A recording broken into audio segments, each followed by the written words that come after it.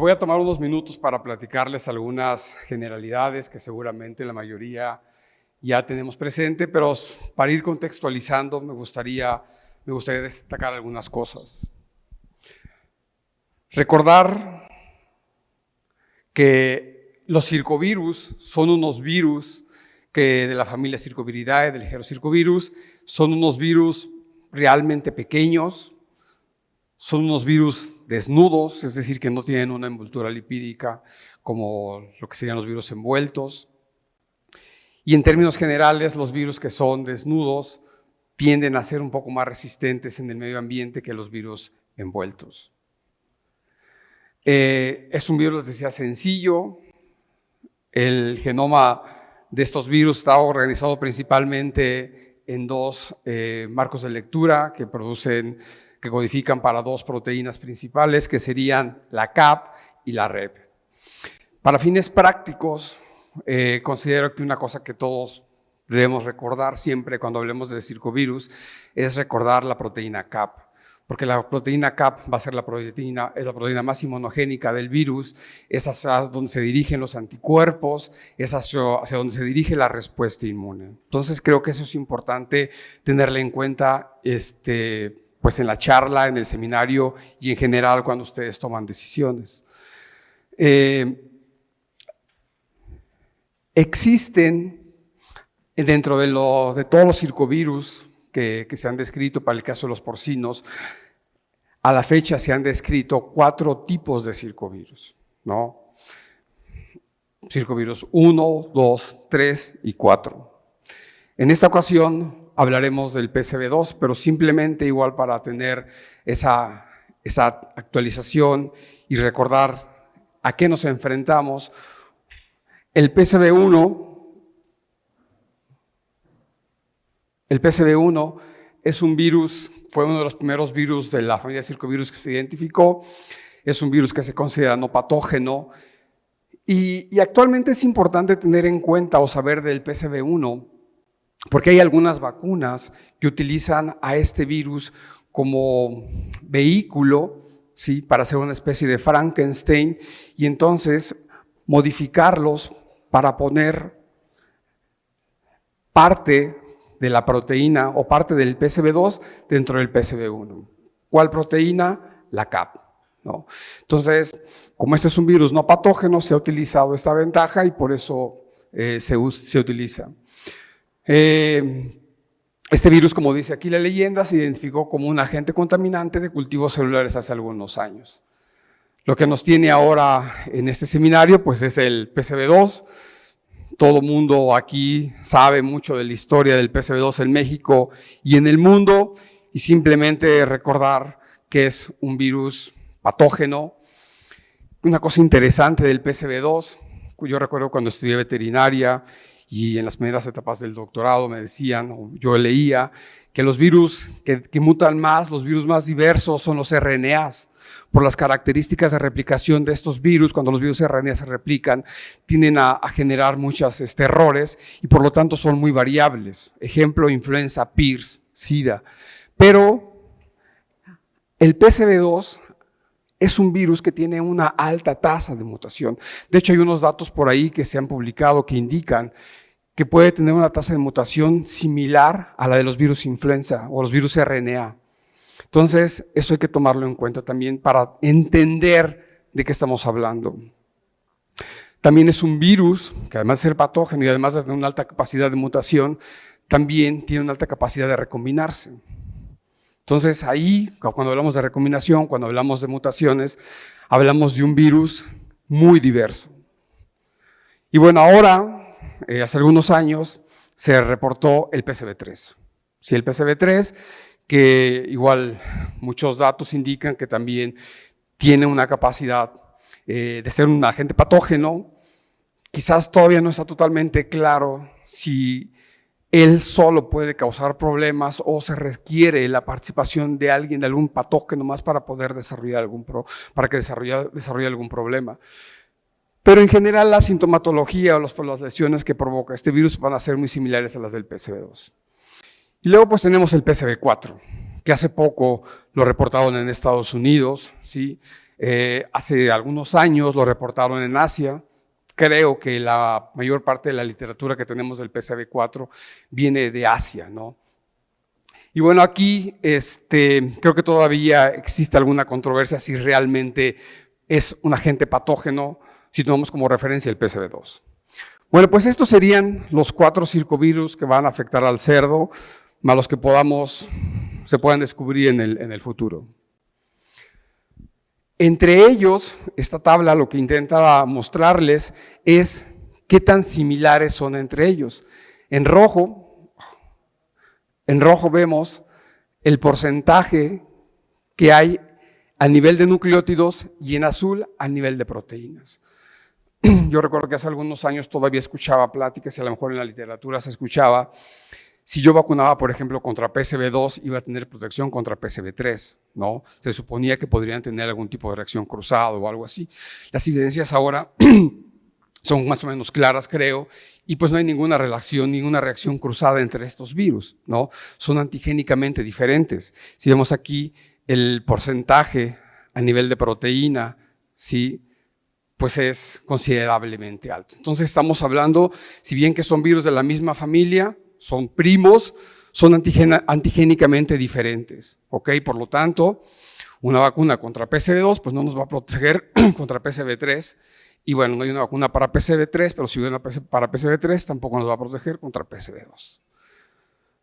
Y el PCV4. Entonces, a manera de resumen, los circovirus son virus pequeños, tenemos 4 principales tipos, PC1, 2, 3, 4, y lo más importante a recordar aquí sería esta organización y sobre todo recordar la CAP o el OR2, que el OR2 sería el gen que va a codificar para la CAP. Y bueno, la verdad que puse esta diapositiva simplemente para ir entrando ya un poco más en materia, pero pues la parte clínica, ¿qué les puedo decir a ustedes, no? O sea, todos ustedes han visto y seguramente todavía ven algunos problemas asociados al PCV2. El famoso desmedro, ¿sí?, que era una de las principales características, y pues los problemas respiratorios, los problemas reproductivos.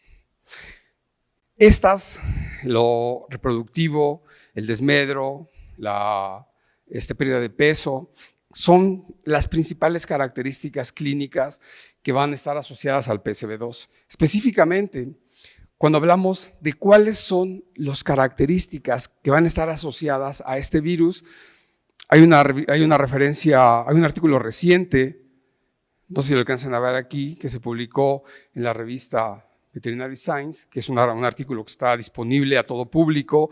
Es una revisión muy interesante porque habla de algunas cosas que tienen que ver con el PCV2. Entonces, aquellos que quieran profundizar un poco más en esto, les recomiendo que lo busquen. Es un artículo de Segalés y Sibilla que tiene cosas muy interesantes. Básicamente, cuando hablamos de las características clínicas del PCV2, ahora sabemos que vamos a tener principalmente 4 tipos de manifestaciones clínicas, que sería primeramente la infección subclínica, y una característica de la infección subclínica va a ser la disminución en la ganancia de peso. La enfermedad sistémica, donde vamos a tener pérdida de peso, desmedro y problemas respiratorios. Disminución en la ganancia de peso sin que necesariamente lleguemos a un desmedro, pero ya hablando productivamente y desde el punto de vista económico, ustedes saben mejor que yo que esto podría impactar en la granja. La otra, la enfermedad reproductiva, que se va a caracterizar por abortos y modificaciones, y el PDNS. Y es aquí donde creo que es importante detenernos, porque el contacto que tengo con la clínica es limitado. Yo tengo más contacto con la parte científica, sí, con los artículos que se publican, etcétera. Pero ustedes seguramente en la clínica han visto que a pesar de que muchas granjas se vacunen contra el PCV2, de repente se llegan a ver todavía algunos problemas asociados a este virus. Problemas de desmedro, problemas de abortos, ¿no? En la literatura también se ha discutido esta parte y hay ciertas controversias en ese sentido. Algunos autores sugieren que muchos de los problemas que se presentan en la clínica a consecuencia, o esos brotes de PCV2 o estas manifestaciones clínicas de PCV2 que vemos en la clínica, una de las consecuencias es la generación de nuevas variantes. Conforme ha evolucionado el virus, esto ha provocado que las vacunas que se usan actualmente no sean tan eficientes. Insisto, esto es una controversia, ¿sí? No todos los autores coinciden que realmente los problemas que vemos en animales vacunados sea producto del cambio del virus. Pero sí considero que la mayoría, de hecho este artículo que les comento aquí, se inclina hacia ese lado. Que las nuevas variantes son una de las explicaciones por las cuales podemos observar que en animales vacunados que no han actualizado su vacuna tengamos estos problemas. Una cosa que también es importante que sepan, que la verdad que a mí me sorprendió, todos usamos vacunas, ¿no? Mi background es inmunología, entonces yo soy totalmente a favor de las vacunas. A favor de las vacunas en una medida justa, pues, ¿no? Porque las vacunas no pueden solucionar todo en la vida, se tienen que utilizar racionalmente. Pero una cosa que es muy importante que todos sepamos, creo, es que la vacuna contra el PCV2 es la vacuna de mayor uso en todo el mercado veterinario o en todo el mercado de cerdos, en toda la porcicultura. Sobre PIRS, por ejemplo, o sobre cualquier otra vacuna que ustedes tengan en la mente, la vacuna que más se vende a nivel mundial es la vacuna para PCV2. Y yo recuerdo cuando hubo los primeros problemas de PCV2, recuerdo que una de las cosas que se hacían eran los famosos macerados, ¿no? Y funcionaban. O sea, yo tengo en la mente, sí, algunos experimentos que veía que la gente hacía con macerados y era casi, a lo mejor es exagerado decir blanco-negro, pero funcionaban, ¿no? Y yo recuerdo que la doctora Conch fue pionera en todo eso, hacía muchos de esos estudios, me tocó ver cómo eso que ella preparaba funcionaba increíblemente. Entonces, de entrada, yo pensaba inmunológicamente, pues ya estuvo, ¿no? Esto va a ser relativamente sencillo de controlar, porque es un virus que induce una buena inmunidad y por lo tanto podemos tener una buena protección. Y efectivamente, así fue al principio, ¿no? Ahora ya les decía, ya como que las cosas no son así.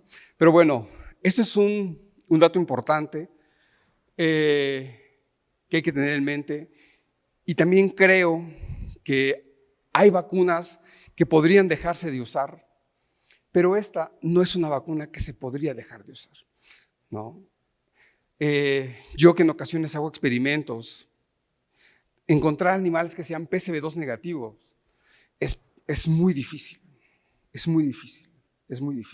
¿no? O sea, es un virus ubicuo que está en todos lados. Entonces, creo que todo esto es lo que ha llevado a esta vacuna, y me refiero a todas las vacunas, o sea, no en particular, a todas las vacunas, a que sea la más utilizada actualmente en el mercado y la que creo que se tiene que usar sí o sí, pues. Habría que ver dónde, ya son cosas que ustedes van a decidir, pero se tiene que usar sí o sí. Y una de las razones, como les decía, por la que esta vacuna se utiliza tan ampliamente es esto, ¿sí? Porque aquí creo que no hay duda, todos lo hemos visto, todos estamos de acuerdo, que la vacuna contra PCV2 lo que hace es prevenir manifestaciones clínicas asociadas a PCV2. Esto es algo que no está en duda, pues, es un hecho, ¿no? Y esto prácticamente cualquier vacuna lo hace. Va a disminuir los problemas clínicos, va a disminuir los problemas reproductivos asociados al PCV2 o los problemas sistémicos, prácticamente cualquiera. Y sobre todo hace unos años, todas prácticamente lo hacían. Pero también, como les comentaba, el PCV2 es un virus que ha ido evolucionando. El virus se clasifica en genotipos. Tenemos hasta el PCV2, H o I, ¿sí? Al H. Entonces, es una infinidad de variantes que se han generado. Obviamente, la primera, el PCV2A, PCV2B, C, y actualmente el de mayor prevalencia a nivel mundial es el PCV2D. Es el que predomina. Y ahorita les voy a mostrar algunos datos que tenemos de que también es uno de los virus, uno de los genotipos que predomina en México. Y de hecho muchos autores, si ustedes revisan la literatura, o sea, no es algo que les trato de convencer, sino si ustedes revisan la literatura, muchos autores han supuesto que muchos de los problemas asociados a una mala vacunación o a problemas en cerdos vacunados con PCV2 que desarrollan manifestaciones clínicas de sistémicas, PCV2 sistémicos o reproductivos, están asociados o pueden estar asociados a la prevalencia del PCV2D. ¿Okay? No es lo único, pero es un factor importante. El otro, finalmente el PCV2, si recordamos, es un agente patógeno que no va a llegar a causarte problemas. Siempre requiere ayuda, ¿sí? Ayuda para poder desarrollar las manifestaciones clínicas. Otro virus, otra bacteria, cuestiones de manejo. Pero cuando todo esto está combinado, eso ha explicado o ayuda a explicar los problemas que tenemos de vacunación. Este es un resumen interesante que está en ese mismo artículo que les comentaba, donde muestra cómo ha evolucionado la vacuna y qué tan importante es la vacuna. Originalmente cuando no existía una vacuna como tal, sí teníamos infecciones en el pie de cría, había una transferencia de inmunidad materna a los lechones salían, obtenían una buena inmunidad, y entonces, en general, las posibilidades de desarrollar un PCV2 sistémico o clínico eran limitadas. Eventualmente, algunos animales presentaban algunos problemas. Posteriormente, llegó la vacunación. Y cuando llegó la vacunación, prácticamente las manifestaciones clínicas asociadas a PCV2 desaparecieron. Porque estas vacunas, insisto, son buenas. En general, todas las vacunas son buenas. Y creo que son buenas porque el virus, en ese sentido, es noble porque tiene un antígeno, que es la CAP. Entonces, el sistema inmune tiene que luchar contra la CAP. No contra el PIRS, por ejemplo, que tiene que luchar contra diferentes proteínas. Si es una. Entonces, eso ayuda mucho para que las vacunas sean buenas. Y además, actualmente, existen muchas herramientas, mucha tecnología para el desarrollo de buenos inmunógenos, de buenas vacunas. Entonces, toda esta combinación provocó que si nosotros utilizamos nuestra vacuna en el pie de cría o en los lechones, las manifestaciones clínicas desaparecieron o hubieran desaparecido. Pero ¿qué ha pasado en los últimos años? Y eso quizás ustedes lo han observado en la clínica.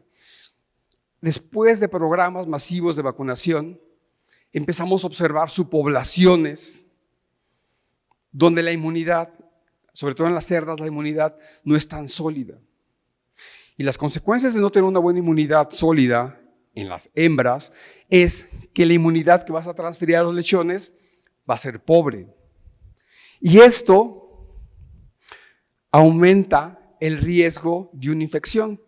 Una baja inmunidad provoca una posible infección intrauterina, una infección temprana y empezamos a tener animales infectados conforme van naciendo. Entonces aquí el desafío, y ese es un desafío de los veterinarios creo, es encontrar el manejo correcto para mantener una buena inmunidad en sus cerdas, para que la inmunidad que se transfiera a los lechones sea buena. Y entonces estos animales al menos en las primeras etapas, no se infecten y no traigamos acarreando un virus en las primeras etapas de vida. Y aquí es donde empiezan ya las cosas técnicas más interesantes, ¿no? Tenemos buenas vacunas, tenemos vacunas que se están actualizando.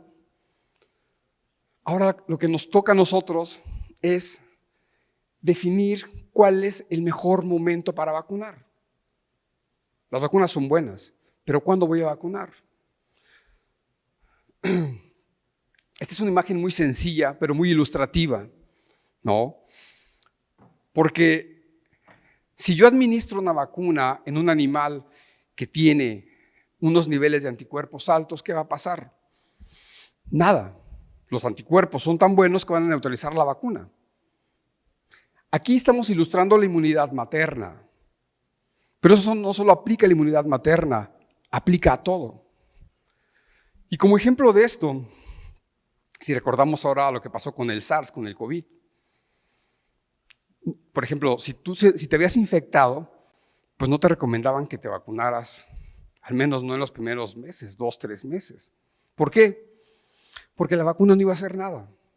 La inmunidad que te había generado la infección iba a neutralizar al antígeno que estaba en la vacuna. No tenía sentido.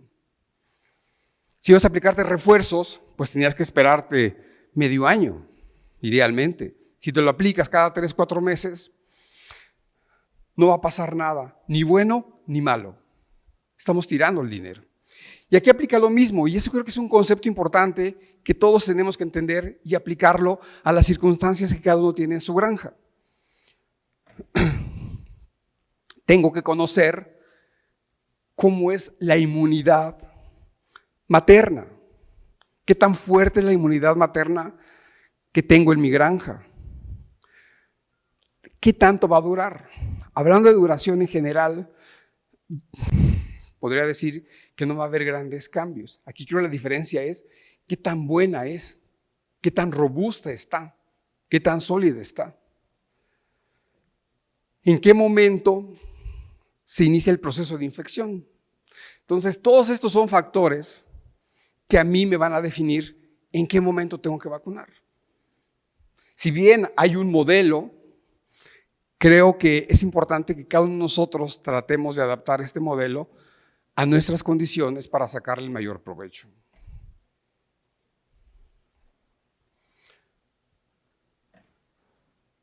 Aquí no sé qué pasó. Bueno, hablando de esto de estudiar la inmunidad materna, les voy a presentar unos pequeños resultados que hemos estado obteniendo de un estudio que realizamos en la Escuela de Veterinaria de Tecamachalco. Yo estudié en Tecamachalco y tienen ahí una pequeña granja experimental. Son animales que no vacunan, que están clínicamente sanos, pero bueno, ya cuando hablo clínicamente sanos, ustedes se pueden imaginar lo que significa. O sea, son animales que tienen un buen sistema, una buena estatus productivo, ¿ok? Entonces lo que hicimos fue, bueno, con todo esto que les estoy platicando, vamos a tratar de entender cómo es la inmunidad materna, ¿sí? O sea, cómo se transfiere, cuánto dura. Todos sabemos que los anticuerpos, en el caso del cerdo, no cruzan la barrera de la placenta. El lechón tiene que mamar calostro para poder tener inmunidad. Entonces, ¿cuántos anticuerpos hay en el suero? ¿Cuántos en el calostro? ¿Cuántos se transfieren? Vamos haciendo un estudio. Entonces, aquí una disculpa, no se vio la imagen, pero bueno, tenemos 5 cerdas. E hicimos el seguimiento de los lechones de esas 5 cerdas. Y en primer lugar, medimos los anticuerpos en suero contra PCV2. Ahí están los anticuerpos, créanme, sí. Y también medimos los anticuerpos en calostro. Desafortunadamente, no hubo buena coordinación y de los 5 animales, de las 5 cerdas, solamente pudimos obtener el calostro de 3 de ellas, ¿no? Pero bueno. Lo que sí, bueno, aquí no está en la imagen, lo que sí observamos es que en esta escala, los anticuerpos o el nivel de anticuerpo que encontramos en suero fue menor a los que encontramos en calostro. Esta es una granja que no se vacuna contra PCV2, ¿sí? Pero el PCV2 está en todos lados. Esto es lo interesante para mí. ¿Qué hicimos? Una vez que la cerda paría, tomábamos suero, calostro y tomamos una muestra de cordón umbilical como tiempo cero. ¿Sí? No había anticuerpos. ¿Sí? Y después, cada semana, fuimos tomando muestras de suero. Y analizamos los títulos de anticuerpos o los niveles de anticuerpos contra PSV2. Aquí utilizamos una ELISA que nosotros desarrollamos en el laboratorio. Es una ELISA que reconoce anticuerpos contra la CAP del PSV2A. Vean, cada puntito, cada triangulito, círculo, representa un cerdo. Son aproximadamente 55, 60 cerdos más o menos los que evaluamos acá. Tiempo cero, al nacimiento, cero. Como se describe, como tendría que ser. A la semana 1, para arriba los niveles de anticuerpos. Y luego vean, así como de libro, pues, cómo van bajando los niveles de anticuerpos. Cómo en la semana 11 van para arriba los anticuerpos. Esto les presento los datos de PSV2, pero lo hicimos también para otras infecciones. Y lo interesante es que la dinámica es diferente, ¿no? Y sobre todo en esta granja que no vacuna, es además decir que estos niveles de anticuerpos que van para arriba son productos de una infección.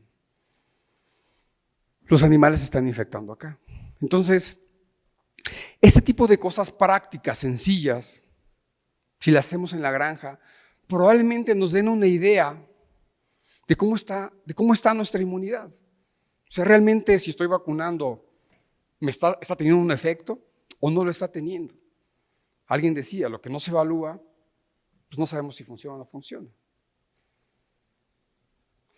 Entonces, efectivamente, como dice la literatura, los lechones nacen sin anticuerpos, maman calostro y los anticuerpos IgG se disparan.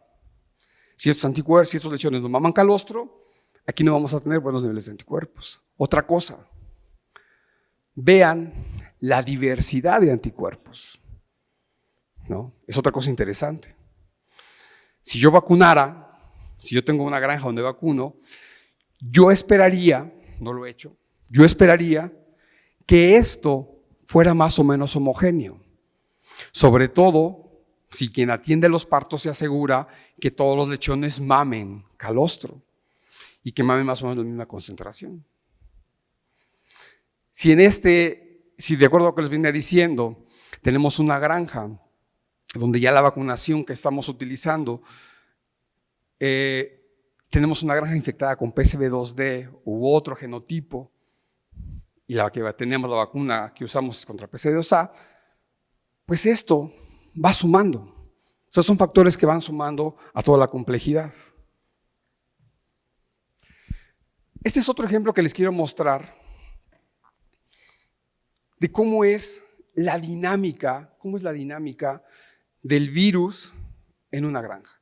Estos datos que están aquí son de una granja que es negativa a PIRS, que tiene un programa de vacunación contra PSV2 en las cerdas y en los lechones. Y lo que hicimos, estos datos forman parte de otro estudio, pero bueno, les presento los datos de PSV2. Y lo que hicimos fue, bueno, vamos a evaluar cómo está la dinámica de virus, tanto en suero como en fluidos, y la dinámica de anticuerpos. Vamos a ver qué es lo que está pasando en esta granja. ¿Qué observamos? Aquí fueron aproximadamente 35 lechones los que analizamos. Desde la semana 3 los identificamos y los fuimos siguiendo hasta la semana 21, a los mismos animales. Cada semana se muestreaban. Bueno, a partir de aquí cada mes, ¿no? Pero se iban muestreando a los mismos animales.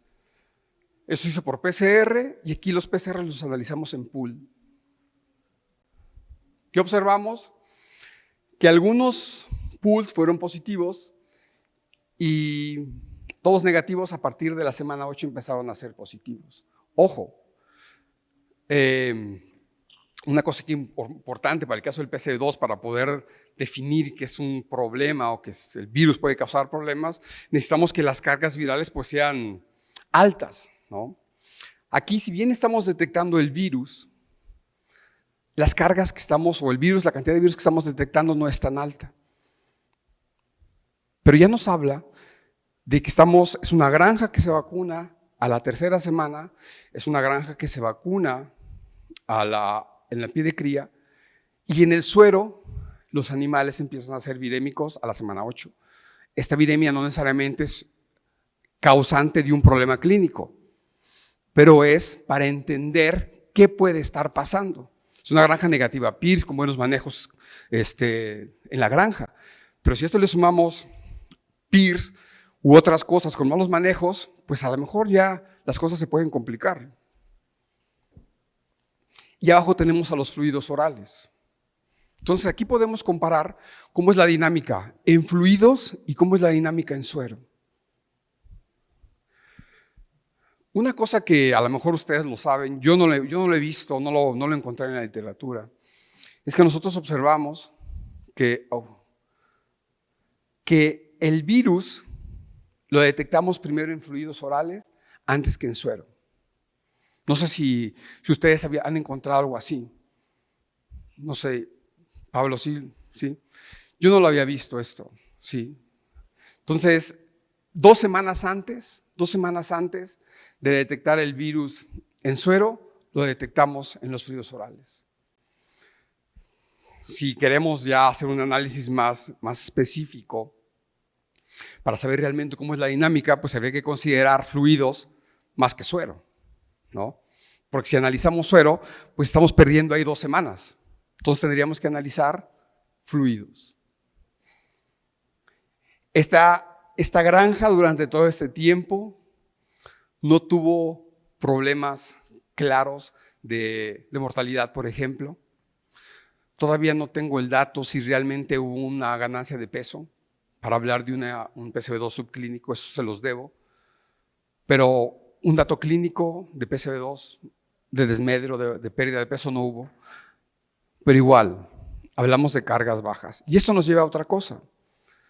Las vacunas, todas las evidencias que hay indican que lo que va a hacer la vacuna es controlar la parte clínica, pero difícilmente va a controlar la viremia, ¿no? Y también aquí había que profundizar más si realmente una vacuna isotipo específico, genotipo específico va a lograr hacer esto. Pero al menos los datos que hay es que combaten la parte clínica, pero no necesariamente la viremia. Y estos son los anticuerpos. Hicimos lo mismo. Vamos a analizar cómo está el flujo de anticuerpos. Hay muchos estudios en la literatura que han hecho infecciones experimentales controladas y pues muy suave. O sea, tú infectas animales naïve totalmente, los anticuerpos se disparan y se mantienen por mucho tiempo, ¿sí? Hay algunos datos en granjas también, y nosotros quisimos hacer esto para saber cómo es la dinámica de anticuerpos. Ya vimos cómo es la dinámica de virus. Recordemos que en esta granja se vacuna a la tercera semana. A la tercera semana vimos una respuesta más o menos homogénea de anticuerpos, se vacuna y hay un incremento en los niveles de anticuerpos, pero por alguna razón no mantiene este pico. Aquí hay un aumento aparente, no sabemos si realmente este incremento se deba a que hubo una mayor circulación de virus en el hato porque teníamos los animales, si recuerdan, en los fluidos a la semana 6. Nosotros queremos suponer que es por eso, pero igual es un supuesto nada más. Pero después de eso, una cosa que a nosotros nos ha llamado la atención es esto. O sea, una baja en los niveles de anticuerpos que se mantienen, no de que a tope, pero se mantienen ahí. Entonces aquí, ¿cómo esperamos que sea una respuesta en nuestra granja? Obviamente que lo que queremos es que si vacunamos, pues no haya manifestaciones clínicas, eso es lo primero, pues. Pero bueno, si queremos, en mi opinión, sacarle más jugo a esto, este tipo de análisis que son relativamente sencillos, nos puede dar una idea Uno, si realmente la vacuna que estamos utilizando es la mejor, ¿no? Eso, de entrada. A lo mejor si yo aquí utilizo otra vacuna, la respuesta puede ser mayor. Eso no lo sabemos hasta que no se evalúe. Y cómo se van distribuyendo los niveles de anticuerpos. Pero no solamente nos quedamos en esto, también evaluamos los anticuerpos en los fluidos orales. ¿Sí? Y aquí hubo algo que todavía nos llamó más la atención. Aquí, bueno, igual analizamos los sueros, les decía, los analizamos individualmente. Los fluidos, analizamos 6 corrales por cada semana, tratando de que esos corrales coincidieran con los mismos animales, ¿no?, que estábamos analizando. Igual, adaptamos nuestra prueba de ELISA para detectar anticuerpos en los fluidos orales. No fue fácil, fue complicado, y sobre todo fue complicado porque cuando hacíamos los experimentos, observábamos esto, ¿sí? Esta respuesta errática, ¿sí? Errática, donde si bien teníamos un alto nivel de anticuerpos a la semana 3, en las siguientes semanas prácticamente no teníamos anticuerpos. Y nuevamente se disparaban en la semana 21 y 25. Cuando estábamos con esto, tuvimos que hacer el protocolo, tuvimos que modificarlo muchísimo, porque nosotros suponíamos, una de las posibles explicaciones de esto es que la prueba estuviera mal hecha, pues. Si no detectas anticuerpos, a lo mejor algo pasa con tu prueba. Pero después de muchos análisis y encontrar que en la semana 4 tuviéramos esos niveles de anticuerpo y al final esos niveles de anticuerpo nos hacen suponer que probablemente la técnica no sea uno de los principales factores que expliquen esta respuesta, ¿no? Y ahí está, ¿no? Interesante también, quiero insistir en esto. Tenemos una respuesta, ya la vieron, de anticuerpos. Tenemos virus a partir de la semana 6 en fluidos. Tenemos virus en suero a partir de la semana 8. No cargas elevadas, es cierto, pero está el virus. Y tenemos una respuesta en fluidos orales de regular a mala, sin datos clínicos en la granja. Pero nuevamente me regreso a lo que les decía anteriormente y que eso se ha descrito en la literatura. Muchas veces el problema que vemos en la granja no necesariamente es por el virus. Probablemente la vacuna que estamos utilizando sea la mejor. Y muchas veces cuando tenemos una granja como esta, que negativa PIRS, negativa micoplasma, negativa muchas cosas, como el manejo, estos problemas o el PCV2 que está ahí no va a causar problemas, porque necesita el factor adicional que PCV2 requiere para poder causar los problemas clínicos. Aquí no pasó nada, pero probablemente en otras circunstancias esto sí pueda tener alguna consecuencia. Y estos son los anticuerpos IgA.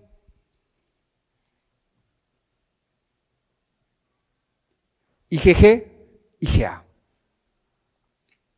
A mí la verdad todavía estos datos me siguen causando un poco de controversia, porque estos niveles me queda claro que vienen de alguna manera de los anticuerpos maternos. Pero ¿por qué no tenemos una buena respuesta de IgA cuando la literatura dice que si yo vacuno, debo tener una buena respuesta de anticuerpos IgA? Para tratar de entender más lo que estaba pasando, nos fuimos a analizar otra granja con condiciones muy similares desde el punto de vista de manejo y de clínica. Y vean lo que encontramos. A diferencia de esta granja, donde no logramos ver una buena respuesta de anticuerpos IgG en los fluidos orales, en esta granja sí hubo una buena respuesta de anticuerpos IgG en los fluidos orales. ¿Cuál es la diferencia entre esta granja y esta granja? Que en esta granja había una coinfección con otro patógeno, que aquí no existía. ¿Sí? Patógeno PCV3. Creemos que esa puede ser una de las explicaciones, puede haber otras, pero esa puede ser una de las explicaciones por la cual no hubo una buena respuesta de anticuerpos en esta etapa. Si aquí le sumamos otros patógenos, probablemente ya las cosas se complicaran y a lo mejor ya estaríamos hablando de manifestaciones clínicas. Esas son cosas que les comento y los dejo ahí para que ustedes traten de explorarlas, para tratar de encontrar una posible explicación a lo que están encontrando en la granja. Pero cuando no tenemos una coinfección, la respuesta en fluidos es excelente. Tenemos coinfección, la respuesta en fluidos es mala, porque no lo traigo acá, pero para PCV3, desde estas etapas ya tenemos mucho virus circulando en los animales. ¿Qué pasa en las cerdas abortadas? Decíamos que las vacunas lo que van a hacer es controlar significativamente los problemas reproductivos, efectivamente. Pero eventualmente, en la imagen que les presentaba en la parte 3, de repente esa vacunación nos puede dar ciertas subpoblaciones y en estas subpoblaciones que vamos a encontrar abortos, ¿sí? Entonces aquí, en esta granja, pasó eso. Bueno, vamos a evaluar qué es lo que está pasando. Hubo una crisis ahí de abortos, una etapa determinada, de un periodo determinado de tiempo. Vamos a analizar un número N de muestras, un número X de cerdas, 11 muestras. Vamos a analizarles PCV2 en suero, vean, la mayoría negativas, y las que son positivas con cargas muy altas. ¿Por qué? Bueno, de alguna manera la vacunación estaba haciendo algo ahí. Pero ¿qué pasaba cuando analizábamos las momias? Analizamos 2 momias de cada cerda abortada, hicimos PCRs y vean las cargas virales que teníamos. Sobre todo estas, pues significativas, ¿no? O sea, muy altas, muy altas. Niveles de anticuerpos en las cerdas, unas con niveles altos, unas con niveles altos. Tratábamos de hacer una correlación o tratamos de analizar si hay una correlación entre los niveles de anticuerpos y las cargas, pero no encontramos ninguna correlación. Igual, pues son pocos animales. Si esto lo lleváramos a un mayor número de animales, probablemente, como dice la literatura, estas subpoblaciones sean una de las explicaciones de este tipo de problemas que vemos en las granjas, ¿no? Pero bueno, ¿cómo ha evolucionado el PCV2 aquí en México? O sea, todo eso que les muestro son cosas quizás muy similares a las que ustedes ven en la clínica, son algo que nosotros hemos observado, pero bueno, ¿cómo ha evolucionado? Nosotros hemos tenido la oportunidad de hacer diferentes trabajos con PCV2. Este es uno de los primeros que hicimos en colaboración con el doctor Humberto Ramírez de la UNAM y el doctor Quince Galés. Y este es un estudio interesante porque lo que se hizo fue un estudio retrospectivo con muestras que se habían colectado desde 1972 hasta el 2000. Y se hizo un análisis de anticuerpos. ¿Qué se encontró? Bueno, que en el 72 no hubo anticuerpos, pero a partir de 1973, en animales de traspatio, ya teníamos animales que se habían infectado, animales con anticuerpos. Entonces, la historia de PCV2 en México, bueno, pues tiene que contar, ¿no? Esos fueron los primeros experimentos que hicimos. Posteriormente, hace algunos años ustedes recordarán, ahora ya no pasa, pero había muchos problemas de infecciones en sementales, ¿sí? Era muy común encontrar sementales infectados con PIRS, por ejemplo. Entonces, en ese tiempo hicimos un estudio en el 2012 para analizar la coinfección, pero básicamente la idea de esta imagen es mostrarles, estos fueron los primeros análisis que hicimos para conocer cuáles eran las características genéticas del PCV2. En 2012 hicimos alguna secuenciación de algunas muestras y vean, la mayoría la clasificamos dentro del genotipo PCV2B. Algunas PCV2A, ninguna PCV2C. Y obviamente, pues en ese tiempo no había PCV2D. Entonces, a 2012, el principal genotipo que nosotros estábamos observando, habíamos observado o observamos, fue el PCV2B. Posteriormente, otro estudio dirigido por el doctor Iván Sánchez de la UNAM, igual, un análisis para ver cómo está evolucionando el virus. ¿Qué encontró él? Principalmente PCV2A, PCV2B. Entonces, hasta el año 2018 que se publicó este estudio, el principal genotipo que teníamos o que detectábamos aquí en los análisis que se hacían, si bien no se han hecho muchos estudios, esa es la otra, o si se han hecho, no se han publicado, lo que observamos es que principalmente teníamos PCV2A y PCV2D. ¿Qué pasó a partir del año 2018? ¿Sí? El virus empezó a mutar y entonces para el 2020 el principal genotipo a nivel mundial es el PCV2D. ¿Ok? Es el virus, es el genotipo que predomina. Ha desplazado, porque es una característica que tienen los virus a final de cuentas, ¿no? Van encontrando esos nichos que se forman porque no hay una buena respuesta contra ellos y entonces van evadiendo, se van adaptando y se van permaneciendo. Y quizás es algo de lo que ha pasado con el PCV2D, ¿no? Pero bueno, esto es a nivel mundial. ¿Qué pasa en México? En México hicimos un estudio hace algunos años, creo que 2 o 3 años, lo hicimos, hace 2 años lo hicimos, ¿sí? En colaboración con José Luis de Birbag. Dijimos, bueno, vamos a analizar cómo está la situación en México. Tomamos se tomaron muestras de diferentes regiones de México. Aquí se consideró principalmente tomar muestras de animales en retraso y con problemas respiratorios. Se analizaron, aquí tenemos el número de muestras que se analizó por zona y todas estas muestras fueron analizadas con pool.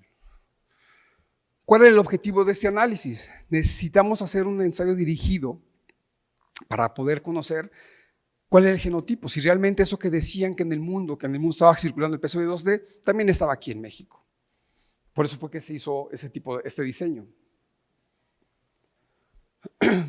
¿Qué encontramos?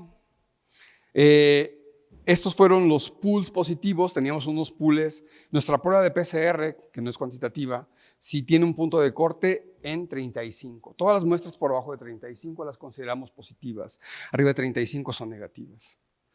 Vemos que había unas muestras que sí tenían unas cargas o unos niveles altos de virus, unas 7 bajas, y todos encontramos a este nivel.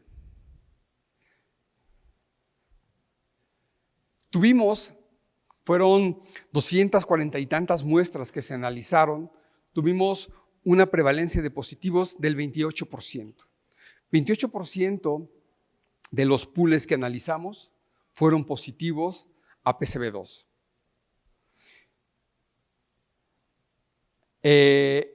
La principal zona donde encontramos pool positivos, que igual no significa nada estadísticamente, pero bueno, descriptivo, sí, fue Guanajuato, y más o menos un porcentaje similar en muestras de Sonora y en muestras de Puebla.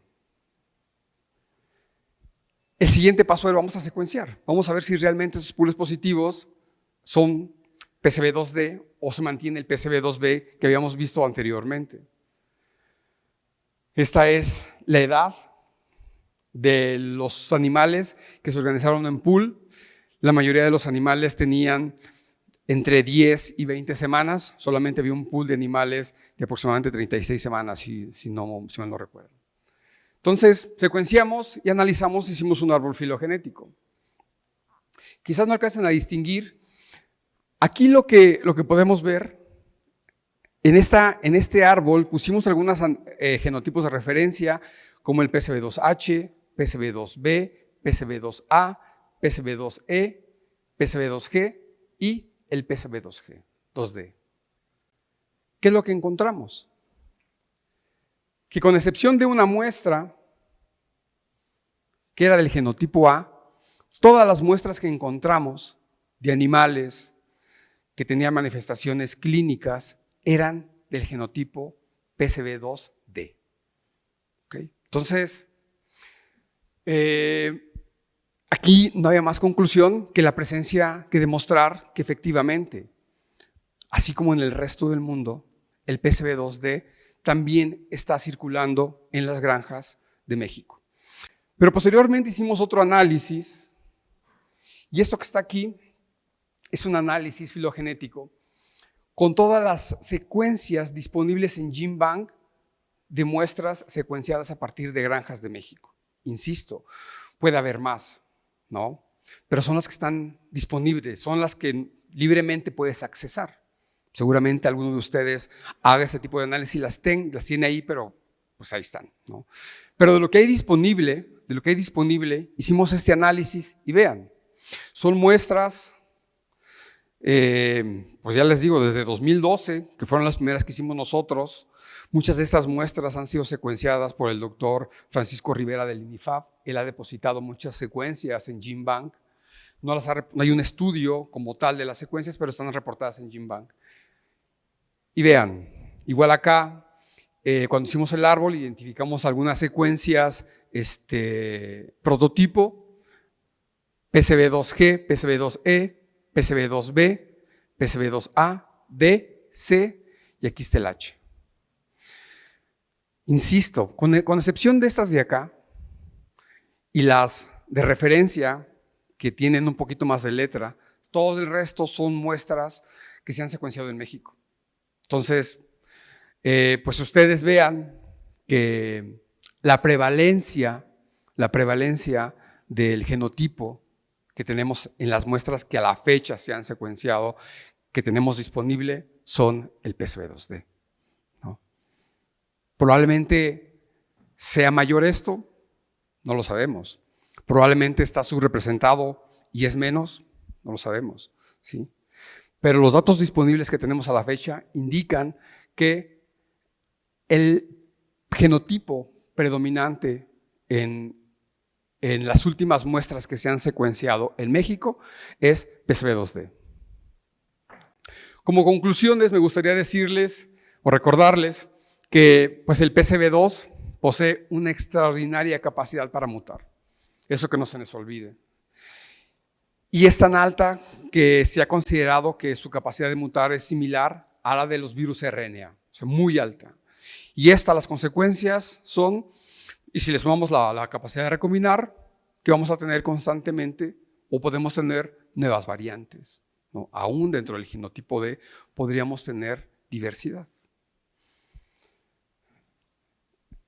La vacuna contra PCV2 es la de mayor uso en la porcicultura. Y una de las razones es porque es eficiente para controlar las manifestaciones clínicas de la enfermedad. Pero el surgimiento de nuevos genotipos, para muchos autores, no es algo que yo digo, muchos autores se han preguntado si realmente estas fallas que a veces encontramos en la vacunación se deben a que no estoy vacunando bien o se deben a que en esas granjas hay una mayor circulación de este genotipo. Esas son cosas que cada uno tendría que revisar.